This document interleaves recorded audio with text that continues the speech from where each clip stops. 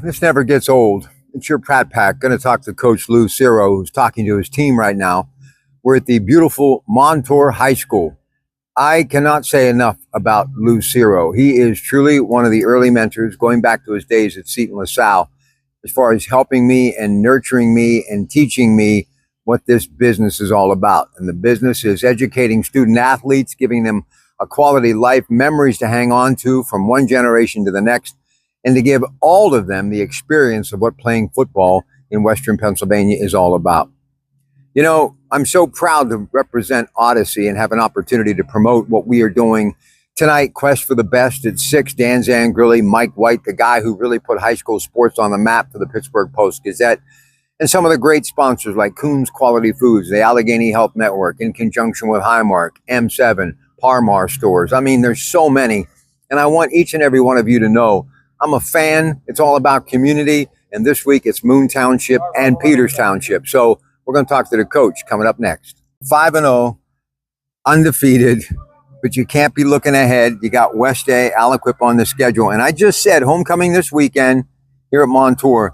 Newcastle is kind of waking up some echoes, kind of going back to the Lindy Laros days. They are having a heck of a season. Obviously, recently they stumbled against Aliquip, but that happens all the time. Let's face it. But man, it's nice to see Newcastle getting it going. It is, yeah. Newcastle coming back. I mean, the last couple of years they haven't been very good. This year they're much more disciplined. They're flying to the football. It's refreshing to have them back playing well on the Parkway. You're the only guy that has stuck to this game plan and really has made it exciting to be at every single game you coach. Speaking of flying, Hopper, he throws 5. You got bats, battles. I mean, once again, it's an aerial show. You love throwing the football, don't you? Yeah, we do. We have the people to do it, and we're going to keep on continuing to do it until someone tries to stop us. And someone may stop us, but we're just we're not going to get rid of the game plan that we have. So as I'm driving here from Moon Township, I just kept thinking all the years that I've been doing this in one form or another, of all the conferences and the variations and the classifications. When you mentioned Parkway Conference, it's still a great brand of football. Yeah, Parkway each and every week's a grind. I mean, it's been like this now for 9 years. So I mean, Aliquip, West A, Blackhawk, Ambridge. I mean, every week's a battle, and regardless how good they are, how bad they are, every week's a battle. Listen, let's talk about your journey. How many years now as a head coach? This is my 33rd year. All right, so you and I were having a bit of a conversation off the air here, and I was talking about how I've traveled for years doing these videos, and I've gone to every classification, 6A to 1A, and we all kind of came from those Ohio Valley, the Mon Valley, the Beaver Valley, the River Community Football, the rivalries. Numbers are changing, and I just meant you have such a beautiful facility here. You've got a great administration, great school board, great staff. But I really would like to see some of these smaller schools start to get a little bit to help them with their facilities.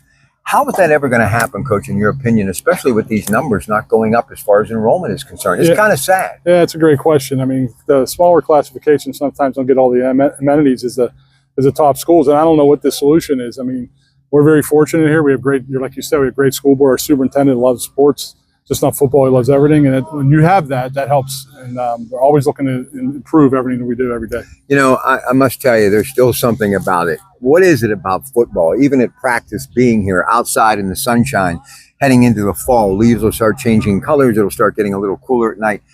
I'm 67 years old, but it makes me feel like I'm 27. Yeah, football's a grind, but if you don't love it, it's time for you to get out.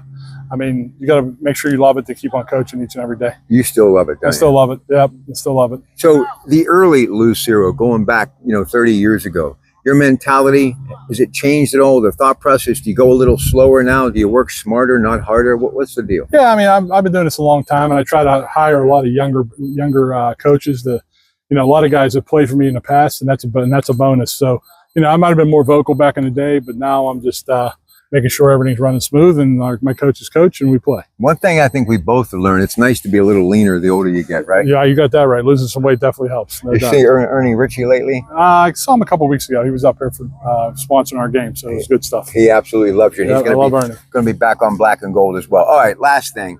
Man, this is a great week. I mean, it's homecoming. You got Newcastle, a little bit of the old, a little bit of the new. Just talk about Newcastle in that game coming up this week. Yeah, it's a big game for both teams. I mean, we got to continue to win. Newcastle knows they need to win the football game to try to have a shot to make the playoffs. So there's a lot on the line this week. Newcastle is very well coached. They have a new coach this year. They run around, fly to the football. They have a lot of speed.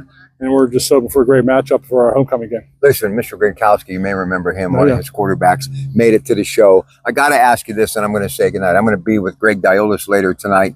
We're going to be talking some sports at Rally's Poorhouse in Carnegie. Great venue, great community. Let's talk about matriculating these athletes from the WPIL to get to the pro level and even to a Division I school. No one has worked harder at it than you. But back in the day, when the enrollment was up, the mills were booming. Man, we were a feeder system, University of Pitt. Yep. And I want to see more of that happen. Do you think that University of Pittsburgh, which I'm their #1 fan, Coach Narduzzi, taking on North Carolina this Saturday, we'll have it all for you, 93.7 The Fan.